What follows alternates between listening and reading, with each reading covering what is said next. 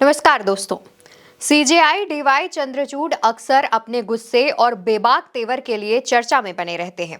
उनकी अदालत में फिर कुछ ऐसा हुआ जिससे उन्होंने भरी अदालत में कह दिया कि मेरी विश्वसनीयता दांव पर है। दोस्तों, कई बार ऐसे मौके आए हैं जहां सीजेआई ने वकीलों की जमकर क्लास लगाई है। इतना ही नहीं, कई बार कुछ ऐसा भी हुआ है जो उन्हें पसंद नहीं आया तो वो उस पर भी टिप्पणी करने से पीछे नहीं हटते। दोस्तों, इस बार भी कुछ ऐसा ही हुआ जहां एक मामले की सुनवाई में जल्दी करना वकीलों को भारी पड़ गया। हुआ कुछ ऐसा कि सीजेआई मामले की सुनवाई की शुरुआत कर रहे थे और उनके सामने एक वकील ने खनन पट्टे की समाप्ति से जुड़ा एक मुद्दा रख दिया। कुछ दिन पहले भी बेंच के सामने इस मामले को रखा गया था। सीजेआई ने इस पर वकील को फटकार लगाते हुए कहा कि अलग अलग वकीलों द्वारा बार बार उल्लेख करने पर इस प्रथा को रोकें। आप सभी बस मौका लेने की कोशिश कर रहे हैं। चीफ जस्टिस के रूप में मेरे पास जो भी थोड़ा बहुत विवेक है उसका इस्तेमाल कभी भी आपके पक्ष में नहीं किया जाएगा, क्योंकि इस अदालत को गुमराह करने की कोशिश की जा रही है। 3 अलग अलग वकील लाएं और देखें। जज पलक झपकाते हैं और आदेश प्राप्त कर लेते हैं। यही इस अदालत में हो रहा है। मैं ऐसा नहीं करूंगा। मेरी व्यक्तिगत विश्वसनीयता दांव पर लगी है, इसलिए मैं लिस्टिंग में निरंतरता का पालन नहीं करता हूं। सीजेआई ने एक ही मामले को बार बार कोर्ट के सामने रखने पर कहा कि इस परंपरा को बंद करें। आप सभी जोखिम मोल ले रहे हैं। दोस्तों, ये कोई पहला मौका नहीं है जब सीजेआई ने किसी बात पर वकीलों को फटकार लगाई हो। इससे पहले भी कोर्ट में सुनवाई के दौरान एक वकील ने सीजेआई को जवाब देते हुए या शब्द का इस्तेमाल किया था, जिसके बाद सीजेआई ने कहा था ये कोई कॉफी शॉप नहीं है। ये क्या है? हाँ, मुझे इस शब्द से नफरत है।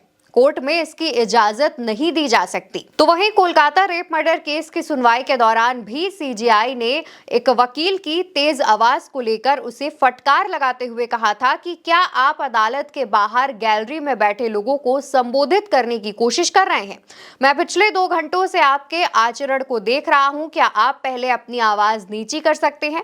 चीफ जस्टिस की बातें सुने, अपनी आवाज नीचे करें। इसके अलावा भी कई बार कोर्ट, जज या फिर वकीलों की तरफ से की गई टिप्पणियों पर सीजेआई ने कड़ी फटकार लगाते हुए निर्देश दिए हैं, जिससे कि आगे ये गलतियां दोबारा ना दोहराई जाएं। और एक ही मामले को कोर्ट में बार बार अलग अलग तरीके से पेश करने को लेकर जस्टिस BR गवई और KV विश्वनाथन की पीठ ने भी कहा कि सुप्रीम कोर्ट ने ऐसे परेशान करने वाले और बेसलेस आवेदनों को दाखिल करने की निंदा की है जो पेंडिंग मामलों की संख्या बढ़ाते हैं। अब समय आ गया है कि इस तरह की तुच्छ और परेशान करने वाली कार्यवाही पर कार्यवाही की जाए, ताकि मामला रखने वाले लोग इस तरह के हथकंडों से बचें। दोस्तों, कई बार ऐसा होता है कि वकील नए वकीलों को एक ही मामला लेकर न्यायाधीश के सामने भेजते हैं, जिससे कोर्ट का जो समय है वो व्यर्थ होता है। फिलहाल सीजेआई ने इस मामले पर फटकार लगा दी है। इस पर आपकी क्या राय है? कमेंट करके जरूर बताएं। क्या पुलिस प्रशासन आपकी नहीं सुन रहा? गुंडे माफियाओं से भी है परेशान। अगर समस्या है तो बताइए। सिस्टम की प्रताड़ना को गुप्त रोग मत बनाइए। जनता का मुकदमा विद प्रज्ञा मिश्रा।